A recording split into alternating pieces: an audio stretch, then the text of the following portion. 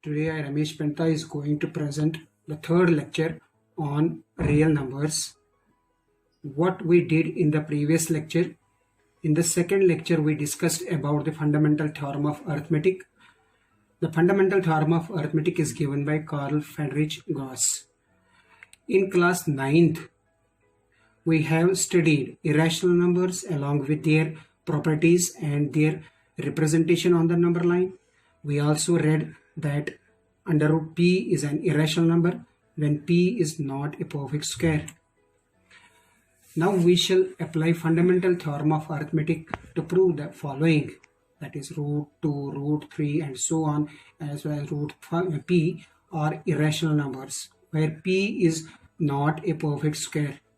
Theorem says let p be a prime number. If p divides a square, then p divides a.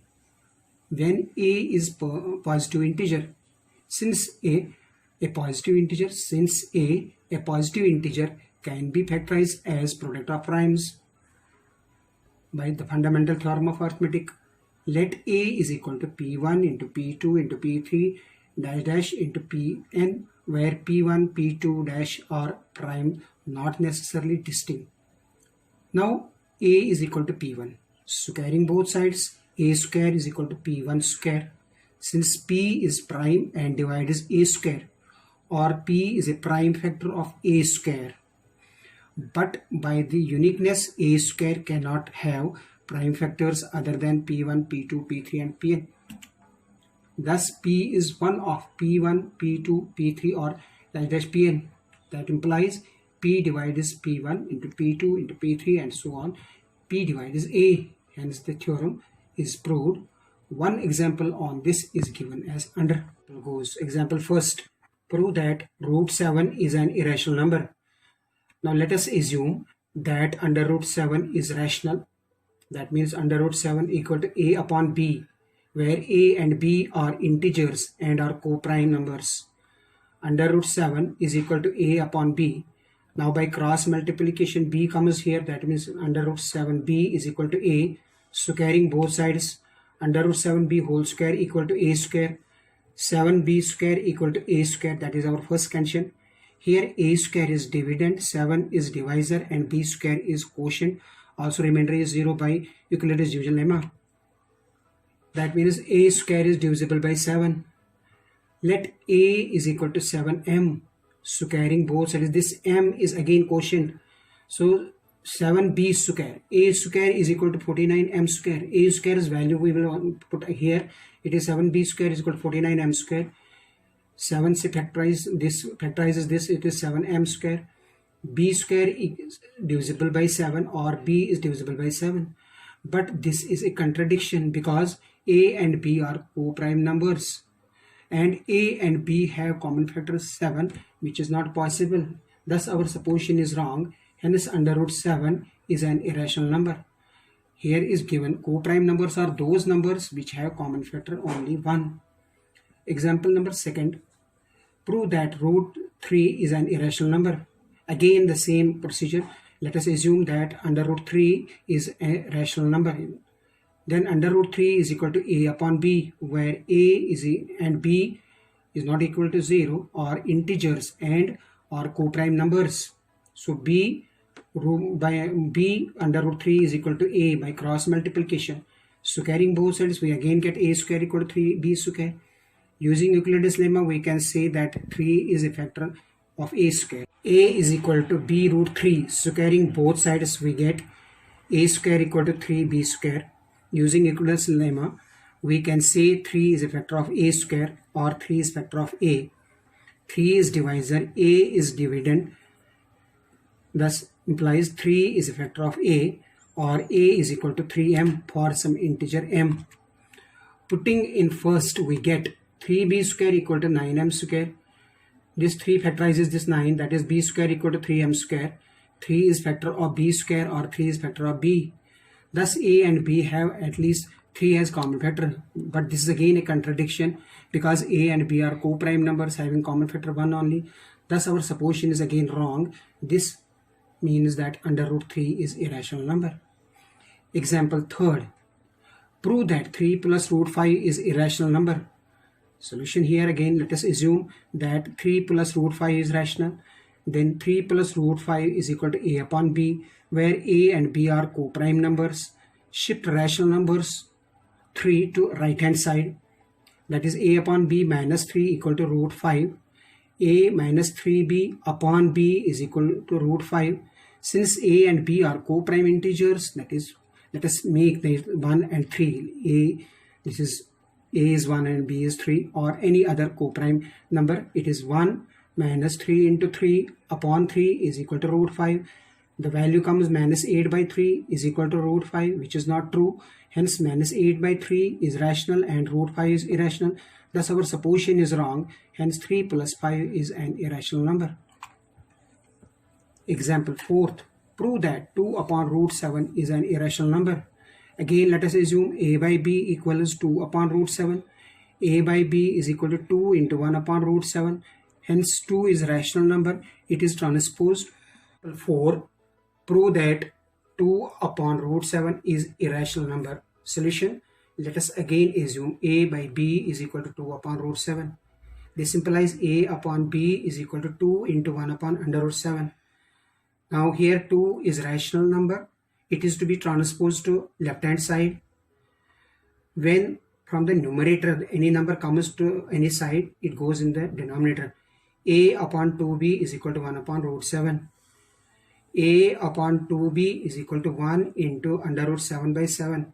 On rationalizing the denominator, 7 now is to be shifted to the left hand side. That is 7a upon 2b equal to root 7. Now it is not possible. 7a upon 2b is rational and under root 7 is irrational part. Hence 2 upon under root 7 is irrational number. Revisiting decimal representation of rational numbers. In previous class we have studied that decimal representation of rational numbers, terminating or non-terminating, repeating, those are or recurring. In this section we shall study the condition of rational numbers a by b, where b is not equal to 0 to be terminating and non-terminating, repeating, which are recurring. Let us convert the following decimals into rational numbers which are terminating. First 0.25, 0.875, third 27.625. So 0.25 is 25 upon 100. It is 5 into 5 upon 2 into 2 into 5 into 5. So here 5 and 5 gets cancelled. 5 and 5 also gets cancelled, is 1 upon 2 into 2 into 5 raised power 0. Similarly 0.875 is 875 upon 1000. It is 5 into 5 into 5 into 7 upon 2 into 2 into 2 into 5 into 5 into 5. This becomes of the form 7 upon 2 raised power 3 into 5 raised power 3 parts. First, second and third, we have observed that denominator of the rational numbers have terminating decimal expansion. They have been expressed in the form of 2 raised power m into 5 raised power n, where m and n are non-negative integers. Similarly, if we have rational numbers 13 upon 65, 68 upon 20 and so on, here 13 upon 65 can be equal to 13 into 1 upon 13 into 5, it is 1 by 5. Also 68 upon 20 can be 4 into 17 upon 4 into 5, it is 17 upon 5, and similarly 34 by 40. Thus, any rational number in the form of p by q is terminating if the prime factors of its denominator are only 2's or 5's or both 2's and 5's. Theorem. Let x be a rational number whose denominator expansion terminates. Then x can be expressed in the form of a by b, where a and b are co-primes and prime factorization of b is of the form 2 raised power m into 5 raised power n, where m and n are non-negative integers. Conversely, let x equal to a by b be a rational number such that prime factorization of b is of the form 2 raised power m into 5 raised power n, where m and n are non-negative integers. Then x has decimal expansion which terminates. Consider a few examples: 8 upon 5, 19 upon 20, 17 upon 400. Again the same procedure. 8 by 5 is 8, upon 2 raised power 0 into 5 raised power 1, that is equal to 8 into 2 upon 5 into 2 is equal to 16 upon 10, that is 1.6. It terminates. 19 upon 20, 19 upon 2 into 5. So 19 into 5 upon 2 raised power 2 into 5 raised power 5 is equal to 95 upon 100. It is 0.95. So we have to make both the powers of 2 and 5 same. Next theorem says that let x is equal to a by b be a rational number such that a and b are co-prime numbers and prime factorization of b is not of the form 2 raised power m into 5 raised power n, where m and n are non-negative integers. Then x has a decimal expansion which is non-terminating but repeating or recurring. Consider a few examples: 29 upon 455, second 67 upon 343, third, and so on. This is first part. 29 by 455 can be factorized 5 into 7 into 13. So b, the denominator, is not of the form 2 raised power m into 5 raised power n, because there is 13 also. Similarly, 29 upon 455 is non-terminating and repeating decimal expansion. 67 upon 343 is equal to 67 upon 7 into 7 into 7. This is 67 upon 7 raised power 3. Here b is equal to 7 raised power 3 is not of the form 2 raised power m into 5 raised power n, where m and n are non-negative integers. So 67 upon 343 has non-terminating and repeating decimal expansion. Number 1. Without performing long division, state whether the following rational numbers will have a terminating decimal expansion or a non-terminating repeating decimal expansion. First part, it is 15 upon 300. Second part is 123 upon 1600. Third part is 129 upon 2 raised power 2, 3 raised power 5, 5 raised power 4. Now 15 upon 300 is equal to 3 into 5 upon 3 into 2 into 5 into 2 into 5. Now here 3 and 3 gets cancelled. It is 5 upon 2 raised power 2 into 5 raised power 2. Thus the rational number 15 upon 300 has terminating decimal expansion. Second and third part you will do by your own. Question second, here it is: write the decimal expansion of the following numbers. 15 upon 1600. Second part, 35 upon 50. First it is 15 upon 1600, that is 5 into 3 upon 1600 is to be factorized into prime factors. It is 5 into 2 into 2 into 5 into 2 into 2 into 2 into 2. So 5 and 5 gets cancelled. It is of the form 3 upon 2 6's are there, that is 2 raised power 6 into 5 raised power 1. Hence we have power of 2 as 6 and 5 is alone.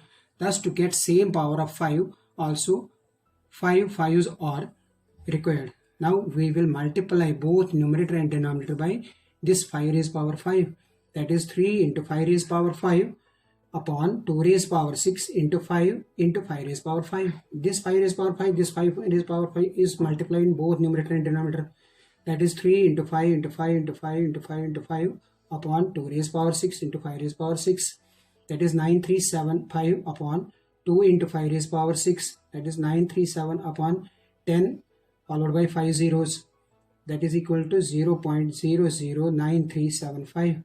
Similarly the second part also, it is 5 into 7 upon 2 into 5 into 5, that is 7 upon 2 into 5.